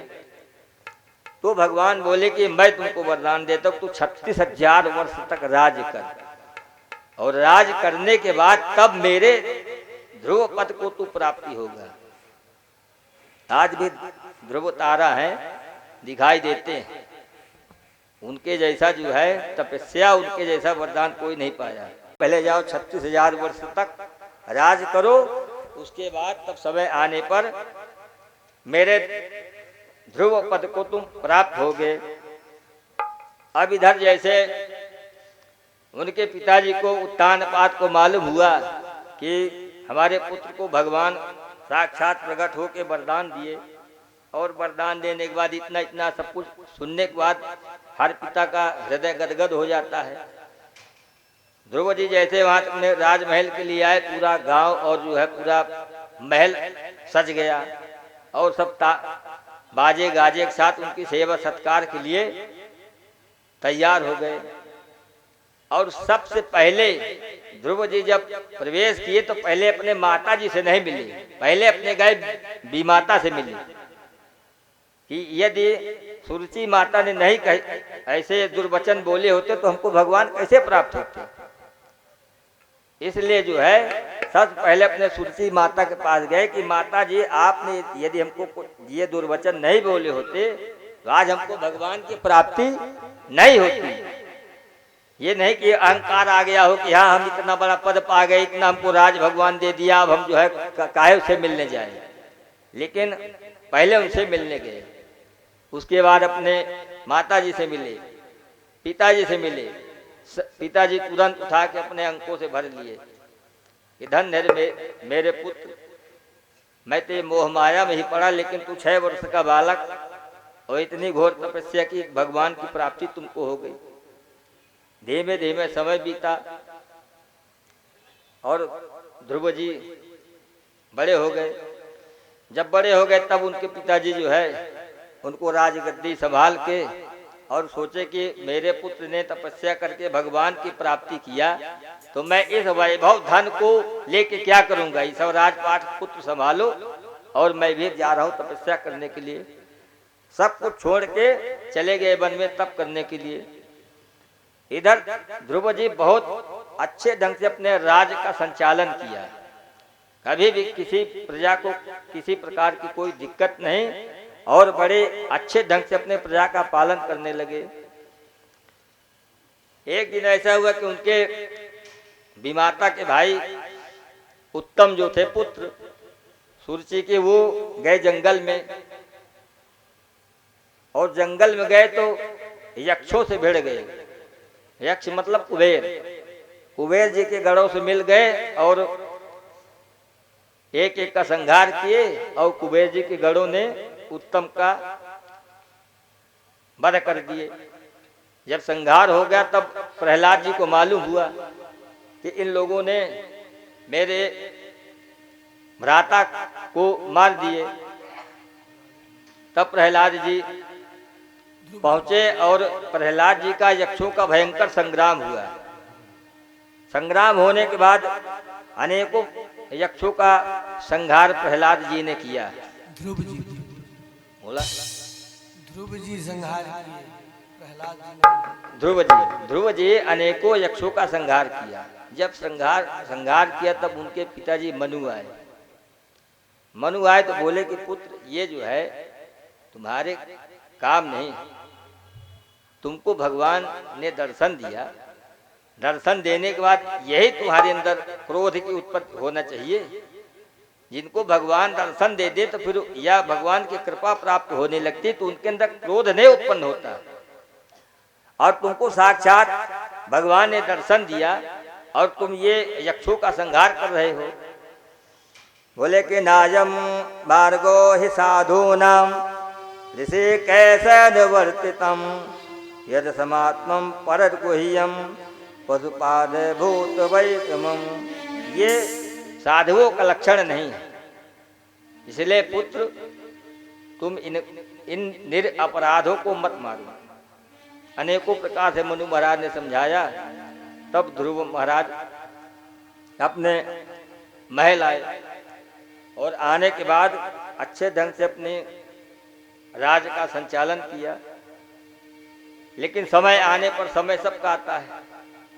जब समय आया तो भगवान के पार्षद लोग ध्रुव जी को लेने के लिए आए कि महाराज अब चलिए, आपका समय आ गया। तो ध्रुव जी जैसे बैठने के लिए सिंहासन में आगे तैयार हुए, वैसे जो है मृत देवता पहुंच गए। बोले भैया ऐसे आप नहीं जा सकते। बोले क्यों? बोले पहले आपको मरना होगा, तब आप इस आसन पे बैठ के तब जाइए। बोले इसका नाम है मृत्यलोक। इस मृत्यलोक में जो कोई भी आया है वो बिना मरे नहीं जा सकता। मरेगा तभी जाएगा, अन्यथा वो सशरीर नहीं जा सकता। इसलिए आपको यदि इस सिंहासन में बैठना है तो पहले अपने शरीर को त्यागो, उसके बाद तब सिंहासन में बैठो। ध्रुव जी बहुत चतुर थे। बोले कि ठीक है, आप जो है थोड़ा सा हमारे सामने आइए। तो ध्रुव जी जैसे नतमस्तक हो, वैसे जो है ध्रुव जी मृत्यु देवता के सर पे चरण रख के तुरंत बैठ गए सिंहासन में। जब बैठे तो मृत्यु के देवता हंसने लगे, मुस्कुराने लगे कि कितना चतुर है। तो बोले कि महाराज जब हमको वरदान है, भगवान ने दिया, तो अब मेरे लिए मृत्यु क्या है? भाई मृत्यु लोक है, यहाँ जो कोई भी आएगा बिना मरे नहीं जा सकता। सशरीर तो कोई जा ही नहीं सकता। एक बार विश्वामित्र भी त्रिशंकु को भेजे थे, लेकिन वहां से देवता लोग सब उनको नीचे की तरफ पैर मुख करके छोड़ दिए। तो मृत्युमूर्धनि पदम दत्वा अरुहोता भूतम ग्रहम। मृत्यु के सर पे पैर रख के और ध्रुव महाराज तुरंत आसन में प्रविष्ट हो गए और भगवान के पार्षद उनको लेके चलने लगे। रथ में जैसे बैठे और चलने लगे तो ध्रुव के मन में थोड़ी लालसा हुई कि मैं तो जा रहा हूँ, लेकिन मेरी माता जी कैसे होंगी, मैं उनको अकेला छोड़ के जा रहा हूँ। तब भगवान के पार्षद बोले कि अरे ध्रुव महाराज, आप किस चिंतित में हैं? बोले कि मेरी माता जी हैं, अभी तक मेरा सेवा सत्कार किया, आज मैं अपने तप के बल से जो हमको भगवान वरदान दिए थे उस पद को मैं जा रहा हूँ, लेकिन मेरी माता जी का आवाज के बाद कौन ध्यान देगा। तो भगवान के पार्षद बोले कि जिस कुल में तुम्हारे जैसे संतान हो जाए, तुम्हारे जैसे पुत्र पैदा हो, उस कुल के आदमी कभी भी अधोगति में जा सकते हैं। महाराज आप थोड़ा सा दृष्टि आप डालिए, आगे तरफ देखिए, आप उस सिंहासन में कौन है। जब ध्रुव महाराज देखे तो दूसरे रथ में उनकी माता जी विराजमान थी, और विराजमान थी। ध्रुव जी अपने पद को गए, भगवान का स्मरण करते हुए कि श्री कृष्ण गोविंद हरे मुरारी, हे नाथ नारायण वासुदेवा, कृष्ण गोविंद हरे मुरारी, हे नाथ नारायण वासुदेवा, हे नाथ नारायण वासुदेवा, हे नाथ नारायण वासुदेवा, हे नाथ नारायण वासुदेवा, हे नाथ नारायण वासुदेवा, श्री कृष्ण गोविंद हरे मुरारी, हे नाथ नारायण वासुदेवा। सुखदेव जी बोले कि महाराज फिर इनके आगे वंश में कोई हुआ कि नहीं हुआ। तो बोले कि इन्हीं के आगे वंश में एक राजा हुए अंग। राजा अंग बहुत बड़े धर्मात्मा, बहुत बड़े प्रतापी थे। उनके पुत्र हुआ वेन, अंग के पुत्र का नाम था वेन। तो जब कोई पुत्र उदंड हो जाता है या अपने माता पिता की वार्तालाप नहीं मानता, तब माता पिता को बड़ा तकलीफ होता है। तो अंग महाराज जब देखे कि इतना नास्तिक हो गया, इतना उदंड है, तो उन्होंने एक दिन क्या किया कि अपने राज्य में ही कहीं छिप गए, और अनेकों प्रकार से जब वेन ने उनको पता लगवाया तो नहीं मिले। मैत्री जी कहते कि अंगो द्विजवचा श्रुतम यजमानाय दुर्जना, प्रवृत्तम व्याससा युक्तम स्यानंद मनोगया। बोले जब अनेकों प्रकार से प्रजा अपने सेनाओं से अपने पिताजी को वेन ने ढूंढवाया, जब कहीं नहीं मिले, अब कहीं गायब हो तो मिले, वो तो स्वयं छिपे हुए हैं। इसके क्रूरता दुष्ट थे कि भाई इनके सामने जाएंगे, जो इसकी इच्छा हो वो करे। यदि मैं इसके सामने जाता हूँ, इसको कुछ कहता हूँ तो मेरा अपमान ही करता है, इसलिए इसके सामने जाना ही बेकार है। तो वो अपने ही राज में छिप गए। छिपने के बाद जब वेन को पता लगाया, सगले जब नहीं मिले, तो फिर जबरदस्ती ही वो स्वयं राजा बन गया। राजा बनने के बाद उद्घोषणा कर दिया कि आज के बाद ये पूरा राज्य मेरे अधीन रहेगा, और आज के बाद जो मैं कहूंगा वही होगा। सबसे पहला डिमडिम घोष किया कि न अष्टव्यम न दातव्यम न होतव्यम द्विजा क्वचित, इति नमस्यन्त मा भावा भेरी घोषेन सर्वसाहा। डिमडिम घोष करा दिया कि नाच के बाद कोई पूजा होगा, न तो कोई पाठ होगा, न कोई यज्ञ होगा, न कोई तप होगा, न किसी देवी देवता का कोई पूजा होगा। इतना वो नास्तिक था। बोले यदि किसी को पूजा भी करना है, यदि यज्ञ भी करना है, तो हमारे नाम से करो, ओम वैनाय स्वाहा, ओम वैनाय स्वाहा, हमारे नाम से जप करो। तब सब जितने धर्मात्मा पंडित लोग थे, बेचारे ऋषि महात्मा साधु संत थे, बोले तो महामूर्ख है, ये तो सब यज्ञ विध्वंस करवा रहा है, न तो ये भगवान को मानता ही नहीं। तो सारे महात्मा संत लोग गए, उसको समझाए कि बेटा ये सब मत करो। वेद शास्त्र की जो लिखी हुई पुराणों की कहानी कथाएं हैं, या जो वेदों के मंत्र हैं, इससे हम लोग पूजा पाठ करते हैं, ये हम लोगों का कर्तव्य है, ऐसा मत करो, ये सब चलने दो, इसको बंद मत करो। बोले सब आप लोग बिना फालतू का सभी कृत्य कर्म करते हैं, हवन करने से कुछ नहीं होता, बिना फालतू का घी आप जलाते हैं, वही घी खाने में आ जाता है, काला तिल है, जौ है, जितने भी सामग्री आप लोग सब ले जाके अग्नि भस्म कर देते हैं, इससे कुछ होने वाला नहीं।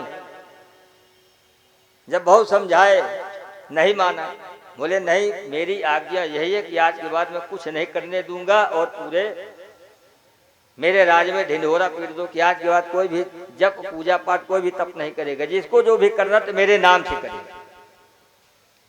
जब महाराज लोग समझाए नहीं माना तो बोले कि इसको कुछ न कुछ दंड देना ही होगा। सारे ऋषि महात्मा लोग एक बार की हुंकार भरे, और भरने के बाद जो है उसका शरीर नष्ट हो गया, उसका शरीर गोविंदाय नमो नमः हो गया, निष्प्राण हो गया। जब निष्प्राण हो गया तब महात्मा लोग सोचे कि भैया हम तो इसको आए थे समझाने के लिए, लेकिन ये तो खुद ही सिधार गया, अब क्या किया जाए। तब फिर बेन के शरीर का मंथन किया गया। बोले कि अब कुछ न कुछ तो उपाय किया जाएगा, नहीं तो अब प्रजा का पालन कैसे होगा। बिना राजा के प्रजा का पालन थोड़ी हो सकता है भाई। जब राजा होगा, ये प्रधानमंत्री होगा, तभी तो सब प्रजाओं को देखेगा। तो यदि राजा नहीं रहेगा तो हम लोग कब तक संभालेंगे। तो पहले बड़े बड़े महात्माओं संतों बड़ी शक्ति रहती थी पूजा पाठ मंत्र में, बिना अग्नि के अग्नि प्रकट कर देते थे, बिना मंत्र के सब कुछ उनका वो रहता था। तो बोले कि एक काम करो कि इसके शरीर का मंथन किया जाए, उसी से जो है फिर से पुनः प्रकट किया जाए। तो बेन के शरीर में अरणी होती है जिससे अग्नि उत्पन्न किया जाता है, उसके शरीर का मंथन करने लगे। जब मंथन किए तो पहले उससे निषाद निकला। बोले हमारे लिए आज्ञा दीजिए, हम क्या करें। महात्मा ऋषि बोले कि एक काम करो, तुम एक साइड में रहो, तुम्हारा भी काम नहीं, जब होगा तो बताएंगे। इसी के शरीर के मंथन जो बहेलिया लोग हैं ना, व्याध निषाद जिसको बोलते हैं, बहेलिया लोग गांव देहात में बहुत रहते हैं, जो है उनकी उत्पत्ति बेन के शरीर से हुआ है। तो बोले ये तुम्हारा काम नहीं है। सब लोग बोले कि इसके बस की बात नहीं है ये प्रजा का पालन करना, क्योंकि काला कुरूप कलुता ये क्या होगा इससे। फिर जो है उनके शरीर का पुनः मंथन हुआ। जब मंथन हुआ तो भगवान प्रथु प्रकट हुए। साक्षात भगवान के स्वरूप ही है प्रथु। बोले प्रथु भगवान की जय। प्रथु भगवान प्रकट हुए। प्रकट होते सब लोग समझ गए कि ये तो साक्षात भगवान है। और सारे ऋषि महात्मा जितने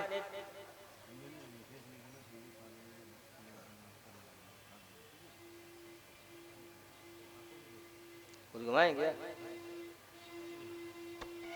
कोई वार्तालाप नहीं तो ये वो हो जाता है, डिस्टर्ब मत कीजिए।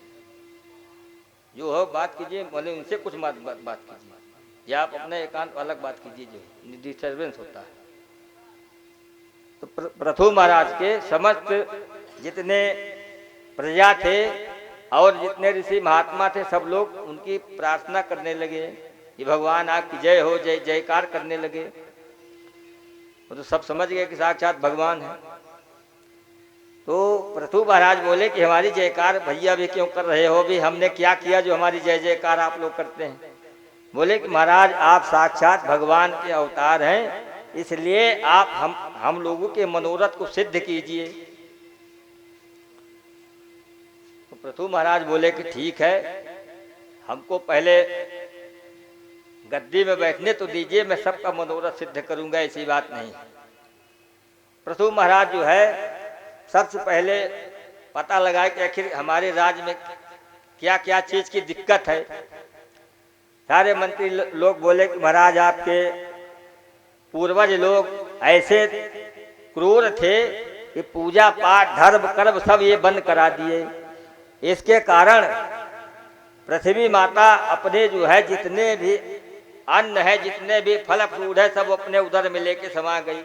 अब यदि हम लोग खेत में 1 केजी अन्न डालते हैं तो उसमें हम लोगों को 1 केजी भी नहीं मिलता, उसके बदले हम लोगों को जितना डालते वो भी नहीं मिलता। और जितने भी फलदार वृक्ष हैं इनसे फल नहीं होता। मतलब अनेकों प्रकार के जो है उनसे सब लोग अपना अपना निदान सुनाए। तब पृथु भगवान बोले कि चिंता मत करो, मैं जो है सबके कष्ट को दूर करूंगा। और रथ निकाले और धनुष बाण में अपने प्रत्यंचा चढ़ा के रथ को लेके निकल पड़े भ्रमण में। बोले कि इस पृथ्वी को मैं जो है जिंदा नहीं छोड़ूंगा। पृथ्वी जो है जैसे धनुष बाण लेके पृथु महाराज दौड़े तो पृथ्वी माता हाथ जोड़कर त्राहिमाम करके खड़ी हो गई और कहने लगी कि महाराज हमें क्षमा कीजिए। तो बोले क्षमा आपको क्या करें, हमारी प्रजा भूखों मर रही है और आप इतनी जो है क्रूर क्यों हो गई। तो पृथ्वी माता ने कहा कि महाराज इसमें मेरा कोई दोष नहीं। आपके पूर्वज लोग जब अत्याचार करने लगे है ना, जब अनेकों प्रकार के अत्याचार होंगे तो सबसे पहले पृथ्वी में हर वस्तु विलुप्त होती चली जाएगी। धीमे धीमे करके जो आप पहले देखते थे वो आपको अब नहीं दिखाई देगा। तो कहीं जाते हैं पृथ्वी माता बोली कि मैं सबको अपने उदर में समा लेती हूँ। अब आपके पूर्वज इतना अत्याचार करते थे कि पूजा पाठ यज्ञ जब तब सब बंद कर दिए, तो क्या किया जाए। तो बोले कि माता एक काम कीजिए कि आप अपना पुनः जो है हमारे प्रजा में और पूरे सृष्टि में आप अपना विस्तार से जैसे पहले था वैसे सब कीजिए।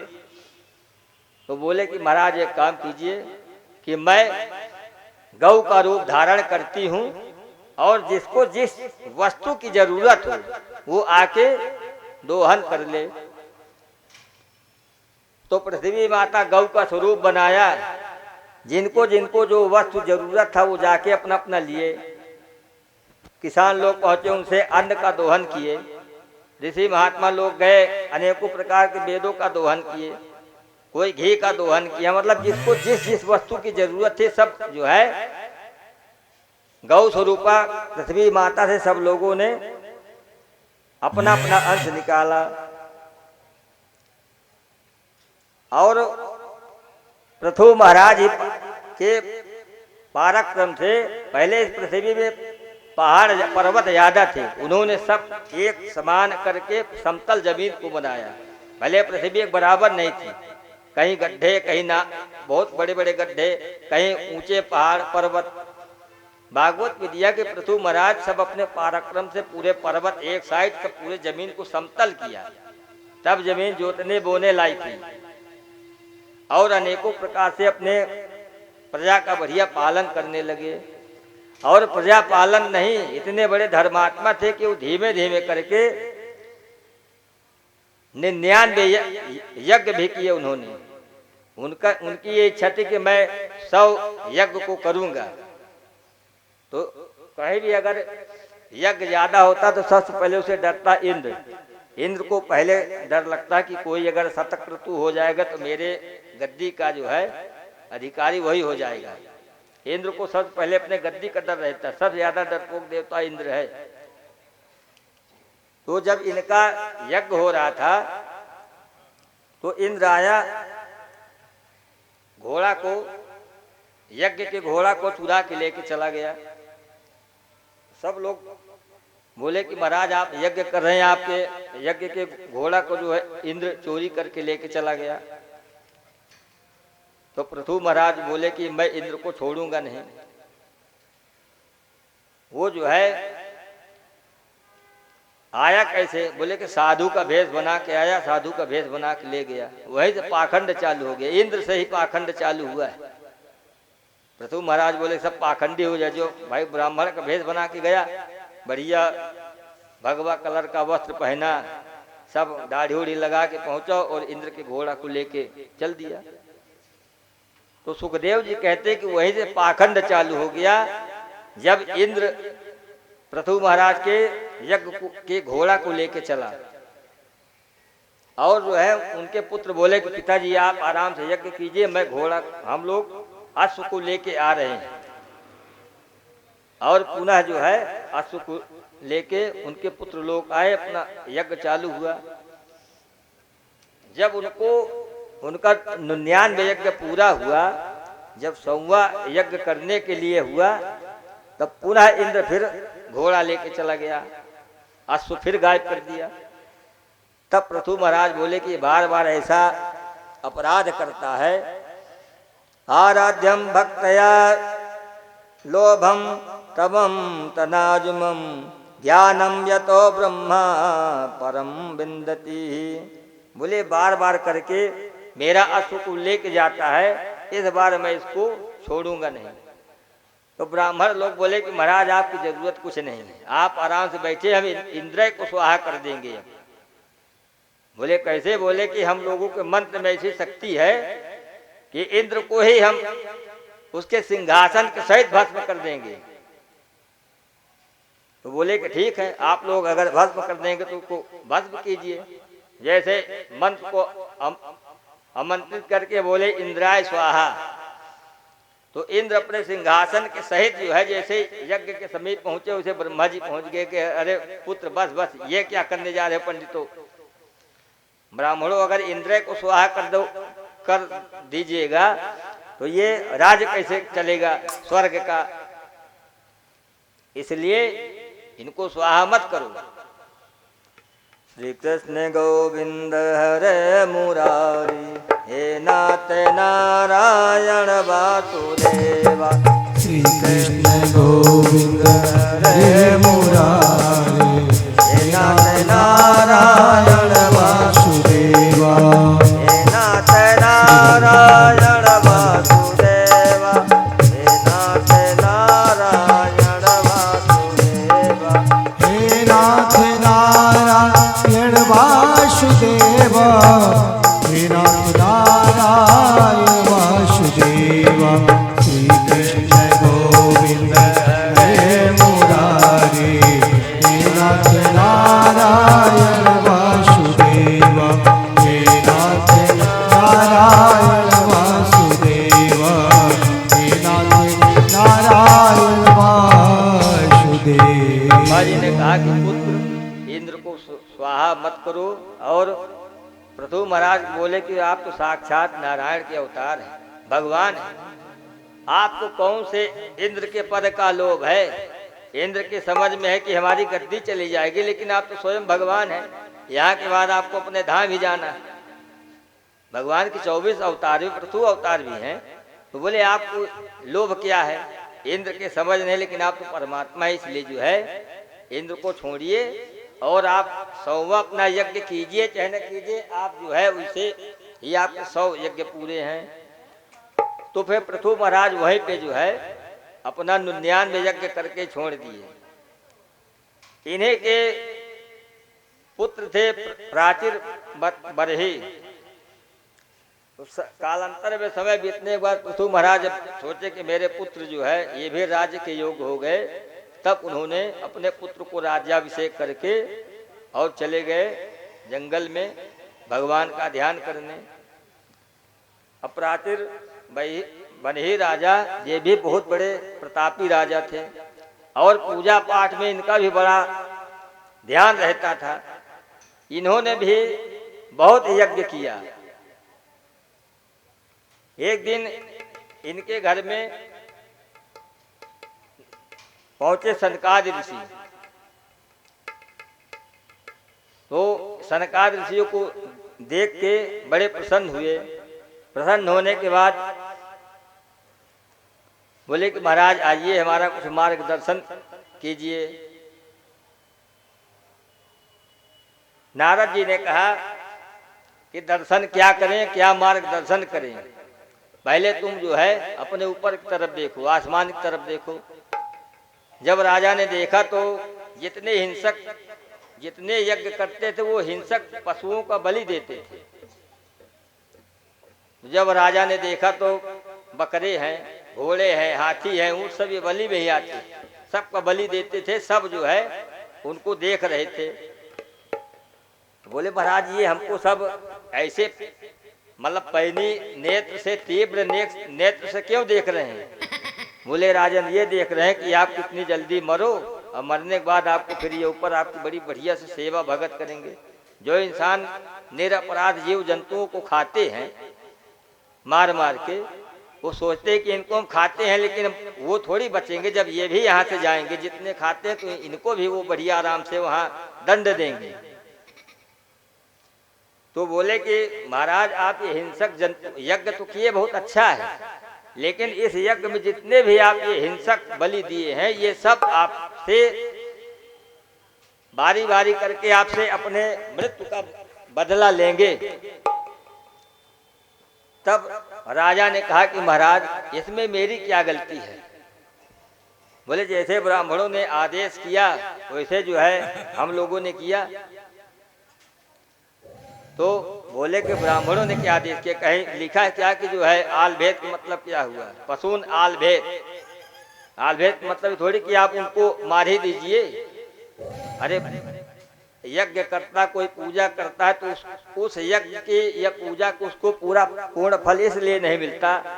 जैसे लकड़ी है, लकड़ी को सदैव देखना चाहिए कि इसमें कहीं छोटे मोटे कीड़े तो नहीं है।